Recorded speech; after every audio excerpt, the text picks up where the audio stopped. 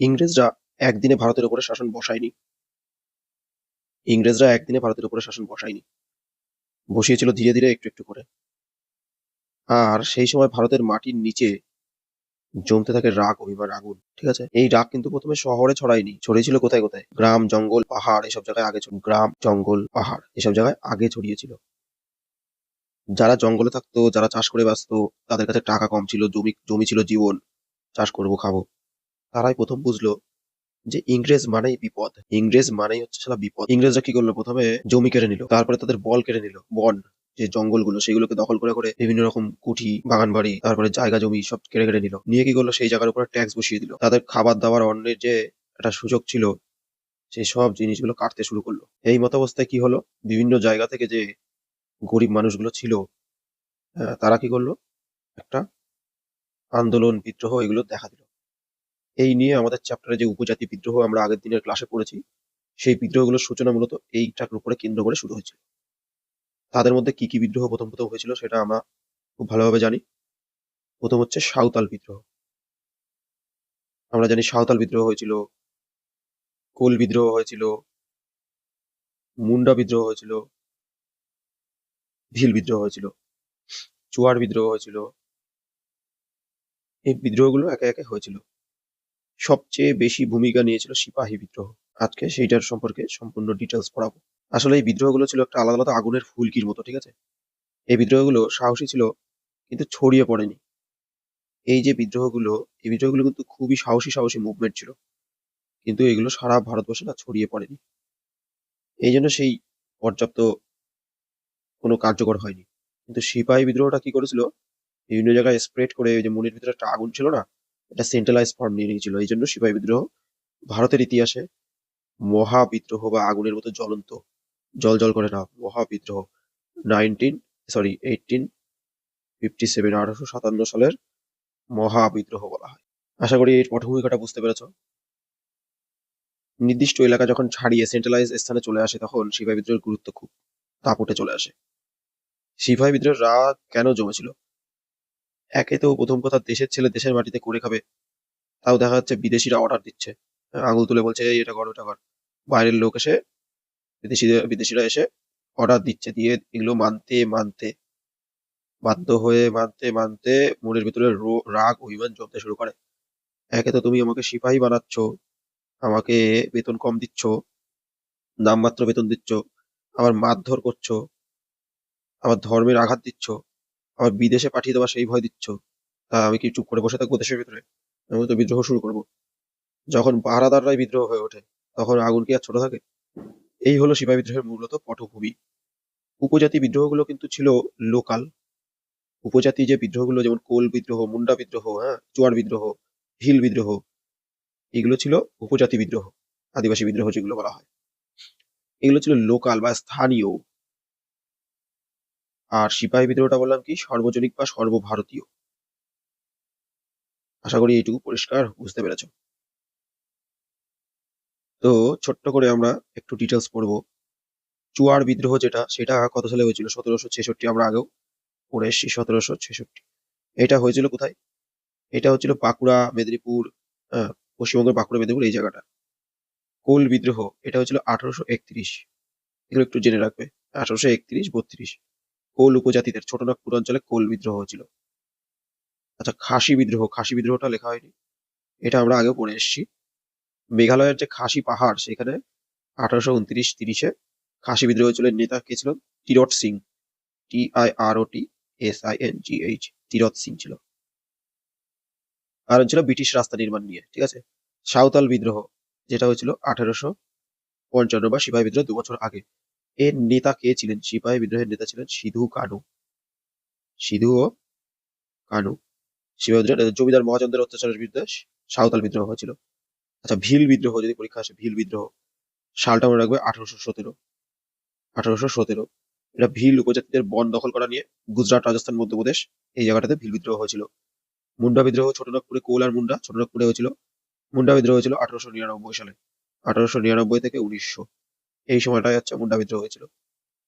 তাছাড়াও টুকটাক রাব বা পাহাড়িয়া এগুলো আমরা আগেও পড়ে এসেছি।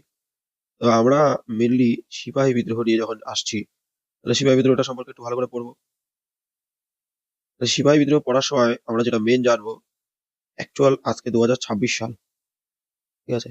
আজকে 2026 সাল, ভারত স্বাধীন হয়েছিল, তারপরে প্রায় 75 বছর পূর্তি হয়ে গেছে।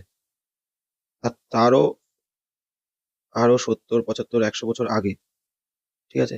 যেই সময় ধরো 170 বছর আগে, অলমোস্ট 170 বছর আগে একটা বাড়ি ছিল, যেই বাড়িটা হচ্ছে ভারতবর্ষ, ঠিক আছে?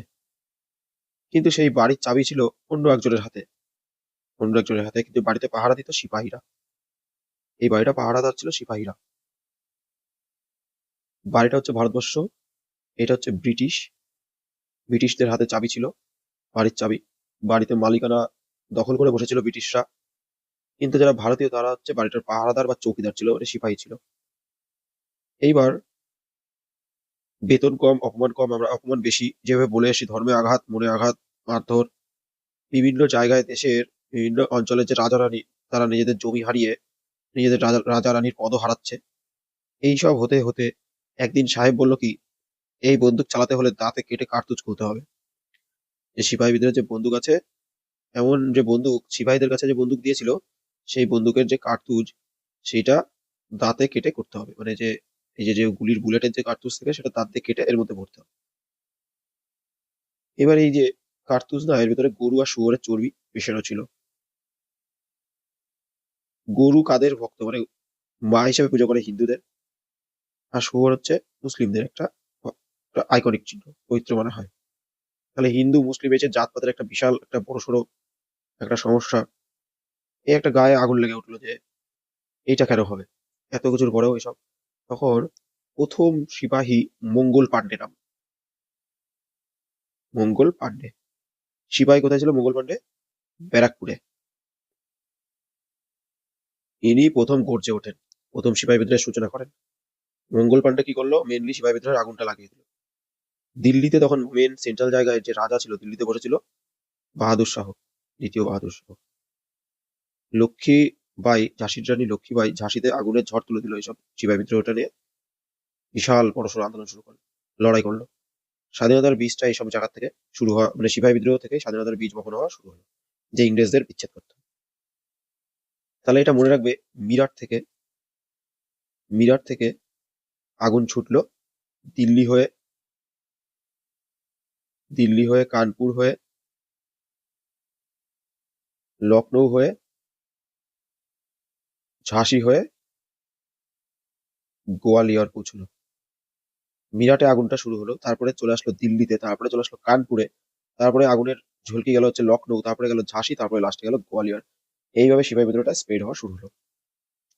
এবার সবাই তো এক হলো না, অস্ত্র ছিল দুর্বল, সাহেব ছিল চালাক। ওই যে বললো না, গরু শুয়োরের চর্বি দিয়ে দাঁতে কেটে তোমাকে কি করতে হবে, এখানে হিন্দু মুসলিমের একটা জাতপাতের ব্যাপার নিয়ে চলে আসলো। তাই জন্য না এই বিদ্রোহটা হেরে গেল লাস্ট পর্যন্ত। হারলেও কিন্তু শেষ হয়নি লড়াই, এই বিদ্রোহ শেখালো ভাই, এক না হলে জয় নেই, এই ইউনিটি হতে পারলে তাহলে জয় হবে। তাই জন্য বলা হয় ভারতের সিপাহী বিদ্রোহটা স্বাধীনতার বীজ বপন করে দিয়ে গেছিল। তো আমাদেরকে মূলত কারণ, কেন এই সিপাহী বিদ্রোহটা বেশি হয়েছিল, এদের নেতা কে কে, কোন পর্যন্ত মুভমেন্ট হয়েছিল, কেন ফেলিওর হলো, এবং ফেলিওরের থেকে যে ফিচার্স গুলো, সেটা পুরো সম্পূর্ণভাবে আমাদেরকে পড়তে হবে। আশা করি বুঝতে পেরেছো। এবার আসি একটু ডিটেলসে, একটু ডিটেলসে, যেটা খুব দরকার। দেখো, অনেকগুলো বিদ্রোহ হয়েছিল আমরা পড়ে এসেছি, তার মধ্যে 1857 সালের মহাবিদ্রোহ ইম্পর্টেন্ট। আমরা পড়বো হচ্ছে মেনলি, এই বিদ্রোহটাকে বলা হয় first war of independence, first war of independence, revolt of 1857। Main যে সূচনা, সেটা সবসময়ের জন্য মনে রাখবে, 29শে মার্চ 1857, স্থান ব্যারাকপুর। পরীক্ষায় আসে, স্থান হচ্ছে ব্যারাকপুর। প্রথম বিদ্রোহীকে, প্রথম বিদ্রোহী মঙ্গল পাণ্ডে। এবার আরেকটা প্রশ্ন, ভেরি ভেরি ইম্পর্টেন্ট, প্রথম ব্যাপক বিদ্রোহ, প্রথম ব্যাপক বিদ্রোহ শুরু হয়, মনে রাখবে, 10ই মে 1857। কোথা থেকে শুরু হয়? মিরাট। যুদ্ধর কিন্তু প্রথম শুরু হয়েছিল ব্যারাকপুর থেকে। প্রথম ব্যাপক কথাটা যদি থাকে, মিরাট থেকে ব্যাপকতা লাভ করেছিল, সেটার তারিখ হচ্ছে 10ই মে 1857। আর এটা ছিল মার্চ, এপ্রিল, মে, প্রায় 2 মাস যাওয়ার পরে, মানে মার্চ তো শেষ হয়ে গেছিল, এপ্রিল আর মে, 2 মাস না, ঠিক 1.5 মাস মতো। আশা করি সময়কালটা পুরো পরিষ্কার হলো। সিপাহী বিদ্রোহের কারণ, অনেকগুলো কারণ আছে, সেটা একটু ডিটেলসে পড়বো। সিপাহী বিদ্রোহের অনেকগুলো কারণ আছে। প্রথম কারণ আমি চলে আসলাম, রাজনৈতিক কারণ। রাজনৈতিক মানে হচ্ছে, রাজনৈতিক কারণের মধ্যে ভারতবর্ষ দখল করব। ভারতবর্ষ দখলের যে নীতি, হ্যাঁ, কেন ব্রিটিশের হাতে যাবে, মেনলি আমাদের হাতেই থাকবে। Doctrine of Lord Dalhousie, doctrine of lapse, Lord Dalhousie doctrine of lapse. এই যে ডক্ট্রিন অফ ল্যাপসটা, এইটা না, এই সত্যবিলোপ নীতিটা ঠিক দরকার পড়ছিল না, এটাকে হাঁটানোর জন্য, রাজনৈতিক কারণের জন্য আমার সিপাহী বিদ্রোহটা সূচনা হয়েছিল। সিপাহীরা আবারও কিসের জন্য বেশি, ঝাঁসি, এসব জায়গায় না ইংরেজদের অত্যাধিক পরিমাণে বারবারান্ত হয়েছিল। সাতারা, নাগপুর, অযোধ্যা, এইসবগুলো দখল করার উদ্দেশ্যেও কিন্তু সিপাহী বিদ্রোহটার সূচনাটা হয়েছিল। আর মুঘল সম্রাটরা ইংরেজদের চামচা ছাড়া হারামিগুলো, আর মুঘল সম্রাটদের বিশ্বাসঘাতকতা করছিল লাস্টের দিকে, এদের ক্ষমতা হ্রাস করা একটা মূল কারণ ছিল। এইগুলো ছিল মোটামুটি একটা রাজনৈতিক কারণ। এবার আসি প্রশাসনিক কারণে। কি প্রশাসনিক কারণের জন্য সিপাহী বিদ্রোহটা সূচনা হয়েছিল?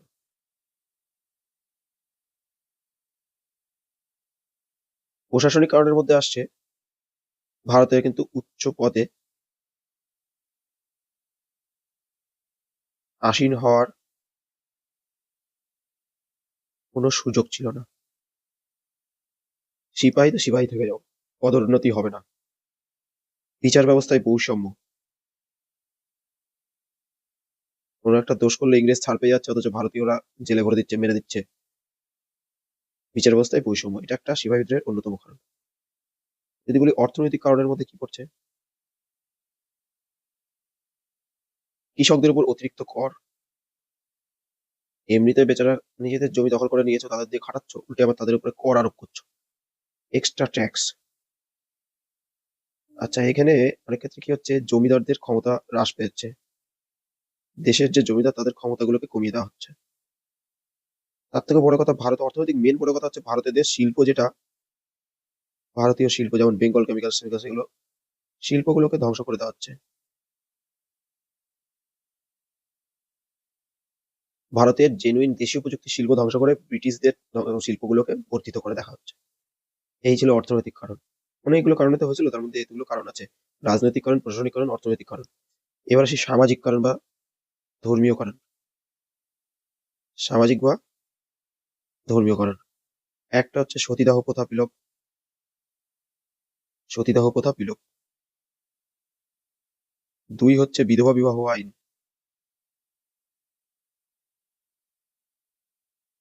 তিন হচ্ছে খ্রিস্টান ধর্ম প্রচারের ভয়। সারা জায়গায় খ্রিস্টান ধর্ম বিলিয়ে বেড়াচ্ছে। হিন্দুত্ব বা যে মুসলিম আছে বা আদার জাতি আছে, তাদেরকে খ্রিস্টান ধর্ম প্রচার করে ব্রিটিশরা মানে একদম পুরো কান ফান ঝালা করে দিয়েছিল।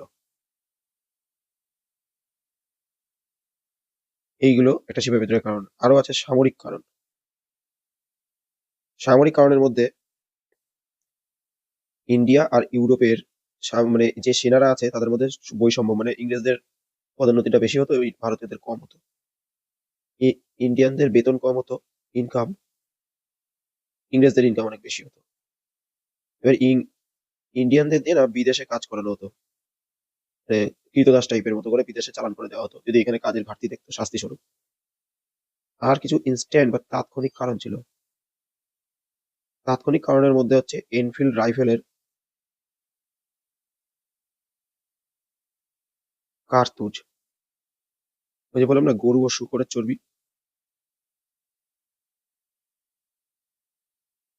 ওই ব্যবহারের জন্য যে গুজব ছড়িয়েছিল ইচ্ছা করে, সেটা একেবারে ভস্মে ঘিটালার মতো করে দিয়েছিল। তাহলে এই মূলত হচ্ছে সিপাহী বিদ্রোহের কারণ। আচ্ছা, বিস্তার পরীক্ষায় খুব আসে, বিস্তারটা পরীক্ষায় আসে, বিস্তার করতে হবে। বিস্তার,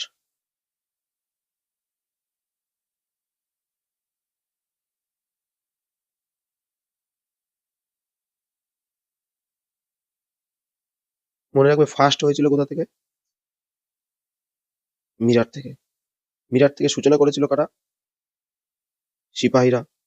মিরাটের পরে আসলো কোথায়? দিল্লি। দিল্লিতে মনে রাখবে যে সেন্টারে বসেছিল বাহাদুর শাহ জাফর। তারপরে চলে আসলো কানপুর। কানপুরে ছিল আমাদের নানা সাহেব। ঠিক আছে? তারপরে চলে আসলো লখনৌ। কোন জায়গা থেকে কে কে দাঁড়িয়েছিল মেন মেন যে লিডার তাদের কিন্তু নাম পরীক্ষায় আসে। লখনৌ থেকে বেগম হজরত মহল। বেগম হজরত মহল। তারপরে আসলি ঝাঁসি। ঝাঁসি রেখে তোমরা জানো রানী লক্ষ্মীবাই। তারপরে আসছি গোয়ালিয়র। গোয়ালিয়র থেকে তাতিয়া টুপি।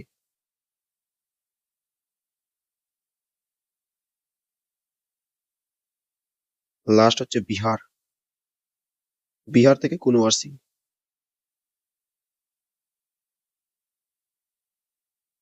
এইগুলো কিন্তু খুব পরীক্ষায় আসে। আর কিছু জিনিস ছোট ছোট জিনিস জানতে হবে, সেটা হচ্ছে প্রথম বিদ্রোহী হচ্ছে জানো মঙ্গল পান্ডে।